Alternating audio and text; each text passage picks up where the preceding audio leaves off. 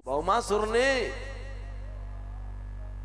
इतनी भारतवर्ष की बेटियों को किडनैप करके अपने भवन में बंद कर दिया है। चारों तरफ बड़े बड़े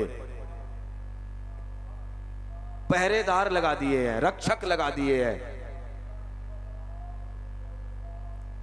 और भौमासुर जैसे कृत्य कितने कितने लोगों ने किए, ऐसे कार्य कितने कितने लोगों ने किए, और कितने कितने उनके अनुयायी उनकी रक्षा में लगे रहे, नहीं बचा सके।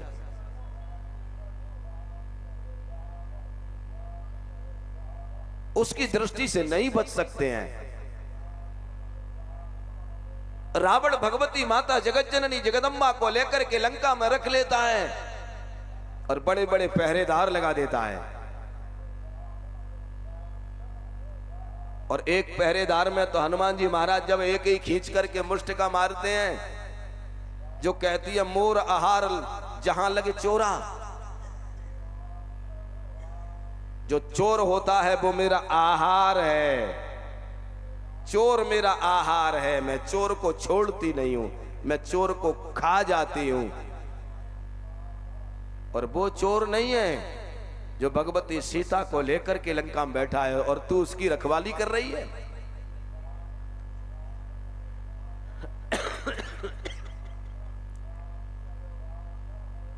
लेकिन सज्जनों, एक बात का और ध्यान रखना, आप ये सोच करके कमजोर मत हो जाना कि यहां रावण है, यहां हमारी बहन बेटियों को किडनैप करने वाले लोग हैं, उनसे भयभीत मत हो जाना। अगर इस भारत में सीता जैसी बेटी का अपहरण करने वाला रावण अगर कहीं कहीं होगा, तो कहीं न कहीं इस भारतवर्ष में वो जटायु भी होगा जो भारत की नारी के रक्षा के लिए प्राणों का बलिदान कर देगा। रावण की रक्षा करने में भी तो मारीच था, जो भगवती सीता का अपहरण करवाने में मदद कर रहा है। मारीच ने भी तो मदद की।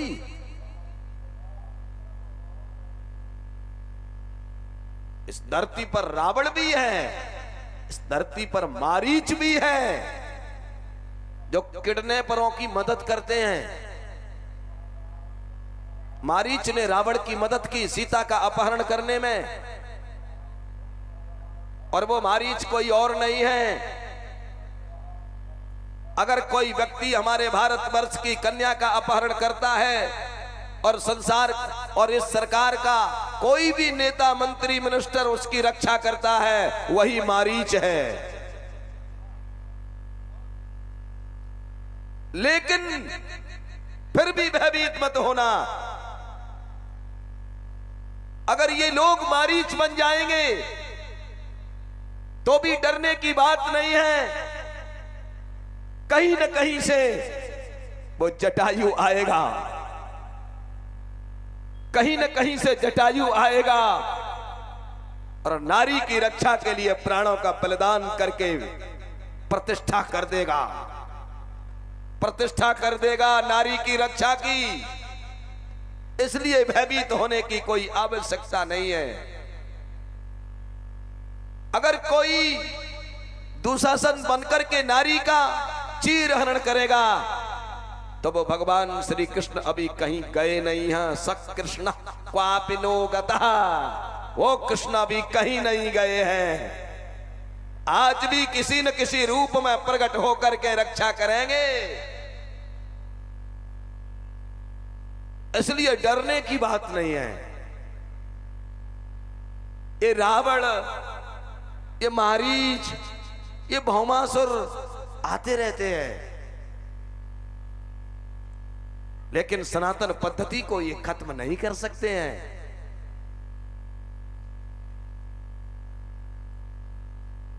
16,100 कन्याओं का अपहरण करके विवाह करना चाहता है। आज भगवान श्री कृष्ण इस भौमासुर को भी चक्र से काट करके समाप्त कर देते हैं। अपाहरत रथस्तस्य चक्रेण चुरनेमिना अपाहरत गजस्थस्य गजस्थ गजे तिष्ठतीति गजस्थ तस्य गजस्थस्य गज पर जो स्थित हाथी के ऊपर इसको मार दिया, हाथी के ऊपर इसको मार दिया है, हाथी पर बैठा है। लेकिन भगवान के चक्र से चाहे कोई हाथी के ऊपर बैठ जाए, चाहे शिखर के ऊपर बैठ जाए, इस काल के चक्कर से कोई बच नहीं सकता है। सकुंडलम चार क्रीट भूषणम बभौ पृथिव्याम पतितम समुज्ज्वल। बड़े बड़े कुंडल कानों में पड़े हैं, बड़ा दिव्य इसका मुकुट है,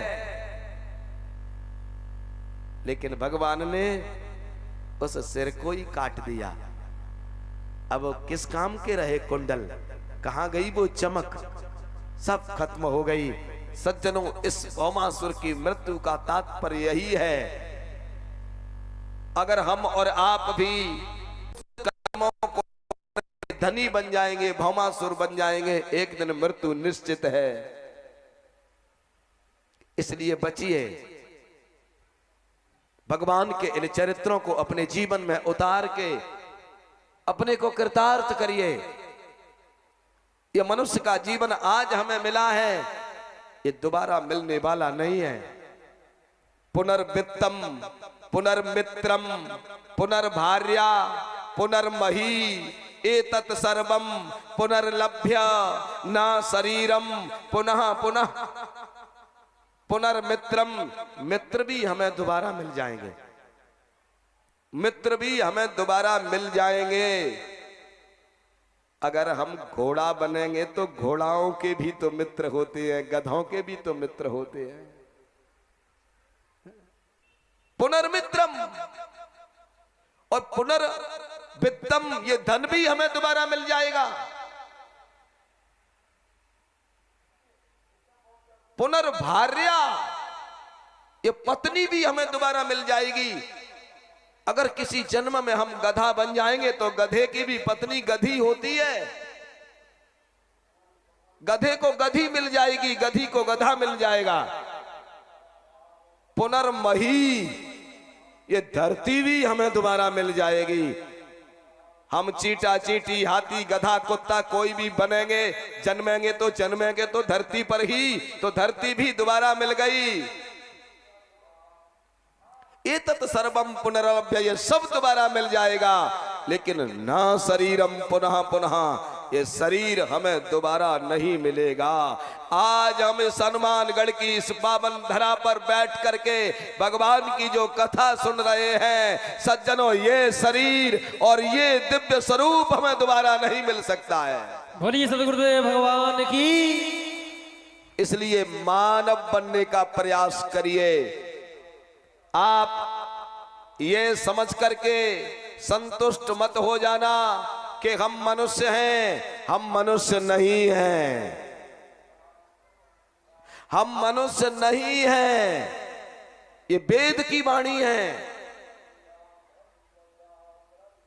हम समझते हैं हमारे 2 हाथ हो गए, 2 पैर हो गए, 2 आंख मिल गई, हम मनुष्य हो गए। ये मनुष्य की आकृतियां हैं, ये मनुष्य की आकृति हमें मिली है। अगर इस आकृति को पाने मात्र से हम मनुष्य हो गए होते तो ऋग्वेद की ये वाणी नहीं निकलती। तंतुम तनवन रजसो भानुमन विघे ज्योतिष्मथा पथो रक्ष धिया कृतान अनुल बड़म बयत जोगुबामपो मनुर्भव जनया दैव्यंजनम। ये ऋग्वेद भगवान नहीं कहते इस बात को,